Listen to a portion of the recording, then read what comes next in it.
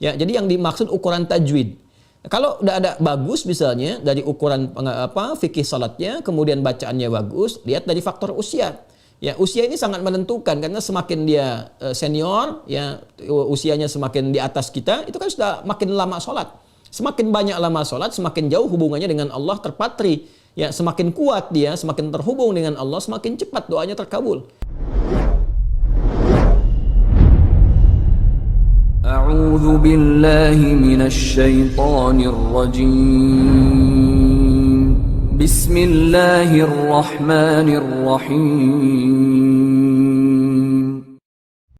Ada kondisi sholat di belakang satu imam, kondisinya menjadi makmum, sedangkan imam itu tidak fasih ya dalam membacakan ayat-ayat Al-Quran, seperti makhrajnya misalnya tidak tepat, ya kan? Dan kondisi-kondisi lain. Pertanyaan pertama Anda, apakah sah sholat yang ditunaikan atau ada kewajiban untuk mengulang? Itu satu.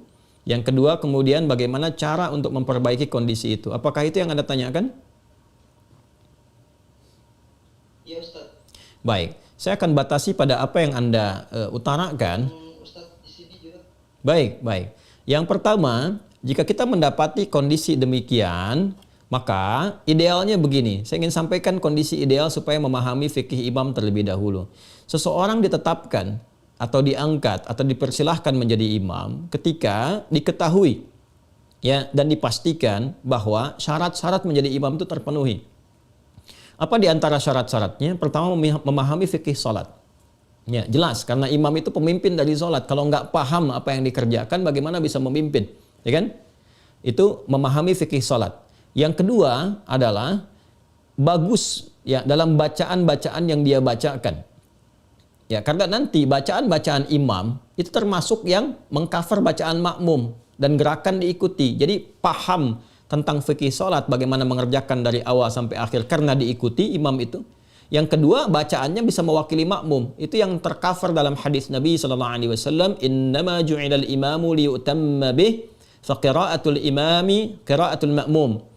Ya, adapun imam dijadikan untuk diikuti. Bagaimana kita bisa mengikuti? Kalau imam memahami sehingga benar dari awal sampai akhir. Ini juga filosofinya dalam kehidupan. Kalau kita ingin mengangkat imam dalam kehidupan kita misalnya, apapun itu, ya baik itu di keluarga dan sebagainya, harus paham dulu tentang kewajiban-kewajiban yang melekat kepada imam itu sehingga kita bisa mengikuti yang benar, pastikan yang benar. Anda profesinya guru misalnya, itu imam bagi murid-muridnya, wali bagi mereka.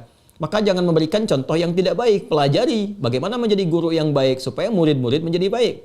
Ya, suami imam bagi istri dan anak-anak di keluarga. Maka pelajari bagaimana fikih rumah tangga dengan benar sehingga nanti keluarga tidak mencontoh yang salah. Ya, ke atasnya lebih besar lagi. Nanti kata Nabi, kalau salah memilih fantadhiris sa'ah.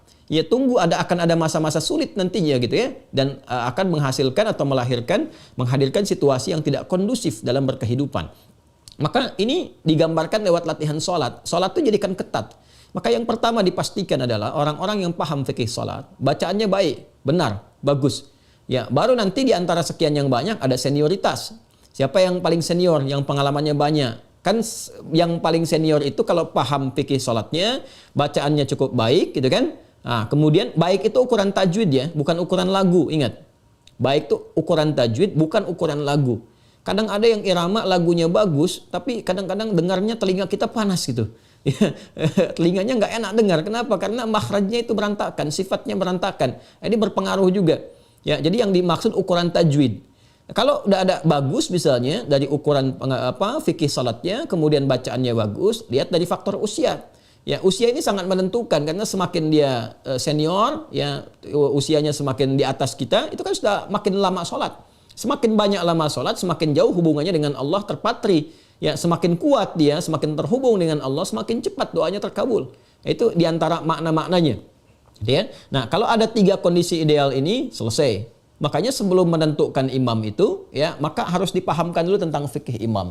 Baik, kalau sekarang kita sudah masuk ke satu lingkungan, ternyata didapati kondisinya seperti itu, bagaimana? Ya, kalau kita merasakan parah ini sifatnya, maka di situ kita diperkenankan untuk mengulang.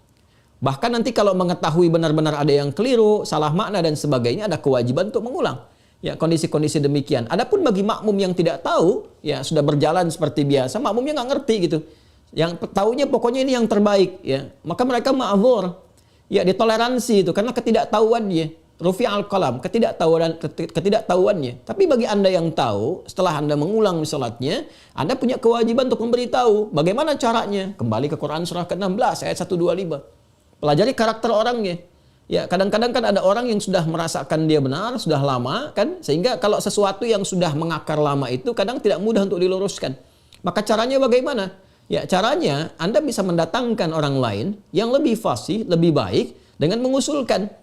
Bukan mengusulkan untuk mengganti, ya, mengusulkannya bagaimana? Misalnya tentang kita belajar, ya, diusulkan oleh Anda bagaimana kalau kita belajar jangan hanya imamnya yang pandai bacaan, ya, dengan cara yang baik. Kami juga ingin pandai-pandai bacaan supaya bisa jadi imam di rumah dan sebagainya. Anda ngusulkan, boleh nggak kalau kita ngaji dengan ustadz-ustadz kita mengundang untuk mengajari kami kalau imam tidak sempat punya waktu semuanya. Jadi imam juga merasa terangkat, terhormat, kita datangkan yang lain pada saat yang bersamaan ketika datang orang yang mengajar, imamnya ada atau diperkenankan kemudian membaca sholat, dia bisa mengerti, itulah memahamkan dengan hikmah. Ya, tidak, dan kita ingat ya, memberitahu orang yang belum tahu itu, ya, bukan dengan cara yang kontraproduktif. Ya, apa dengan misalnya menghukumi atau mencaci atau misalnya berprasangka negatif, itu jauhi semua itu. Ya, orang belum tahu itu diberitahu. Dan cara memberitahu itu ada sendinya, ada jalannya juga. Saya ingin ambil contoh begini, kasusnya agak mirip-mirip dengan apa yang Anda alami. Ini saya alami sendiri, karena itu saya berbagi dengan Anda. Satu kali, saat saya awal datang pertama ke Indonesia, ada satu tempat tuh yang saya bimbing. Itu tempat itu ada berkumpul pejabat-pejabat gitu, yang rata-rata juga sudah pensiun. Nah, kadang lupa jabatan dunia itu dikiranya itu juga sama dengan jabatan akhirat. Jadi kalau di kantor jadi imam, di masjid harus jadi imam. Nah, ini yang menarik, begitu awal saya datang ke situ, wah ini menarik nih, ada persaingan imam positif tuh. Bagus menurut saya. Jadi kita kalau melihat dengan rahmat itu, ya semua ada peluang kebaikan. Wah ini bagus sih saya pikir. Ya, Masya Allah, ini pengen di kantor imam, di masjid pengen jadi imam. Hanya kadang-kadang gitu, telinga kadang panas kok dengarnya begini. Ada yang keliru, ada yang macam-macam. Lalu saya coba sampaikan, karena kita datang kan untuk mengajar. Ustadz gitu kan, sampai ke situ. Ya, Masya Allah Pak, saya bilang, Bapak luar biasa jadi imam. Ya itulah Ustadznya. Hanya begini saya sampaikan Pak. Jadi imam itu kan ada kualifikasinya, ya, ada syarat-syaratnya. Bacaan-bacaan kita itu harus baik, harus memahami. Dan jawabannya juga bagus. Justru Ustadz, saya ini jadi imam supaya tahu kalau saya salah bisa dibenarkan makmum. Nah ini berarti masalahnya fikih. Ada keinginan jadi imam, cuman belum tahu jalan. Kita apresiasi itu. Saya bilang bagus Pak. Nah supaya Bapak pilih yang mana? Banyak dibenarkan makmum atau Bapak nggak usah dibenarkan oleh makmum? Ya taunya harus bagus. Nah, saya berikan caranya Pak, tipsnya. Bapak jadi imam, ya, yang nggak akan dikoreksi oleh makmum. Ya, sambil menunggu itu kita mantapkan juga supaya bacaan Bapak lebih bagus. Mau tuh. Caranya bagaimana Ustadz? Hari ini saya akan tempatkan Bapak tetap dalam posisi imam karena saya diperkenankan untuk mengatur di masjid itu. Ya, saya bilang Pak, Bapak tetap jadi imam, nanti spesial zuhur dan asar. Zuhur dan asar.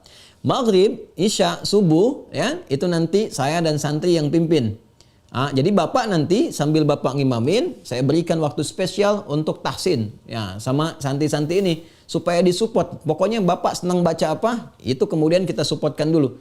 Ya, perbaikin, tapi tidak menurunkan statusnya sebagai imam. Tetap Bapak nanti imam, ya, di duhur dengan asar. Duhur asar kan bacaannya sir, bukan jahar. Siapa yang mau luruskan orang baca sir?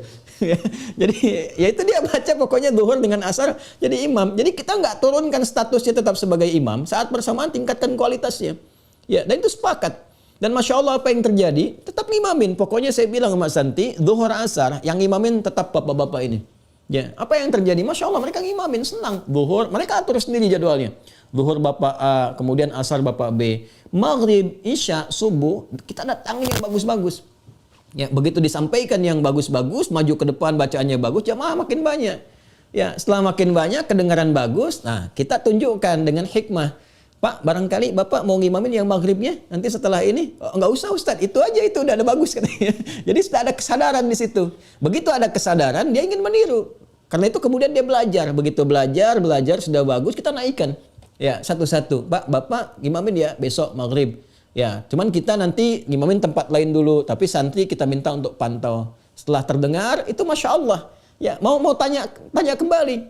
Ya awalnya enggak Ustaz, enggak Bapak sudah bagus, naik dulu. Begitu sudah naik, sudah bagus, tanya ke santri bagaimana. Kita tanya bagaimana sini, bagus, baik. Kita supportkan dan Masya Allah sejak saya itu semakin semangat, bisa ngimamin di tempat lain. Itulah hikmah.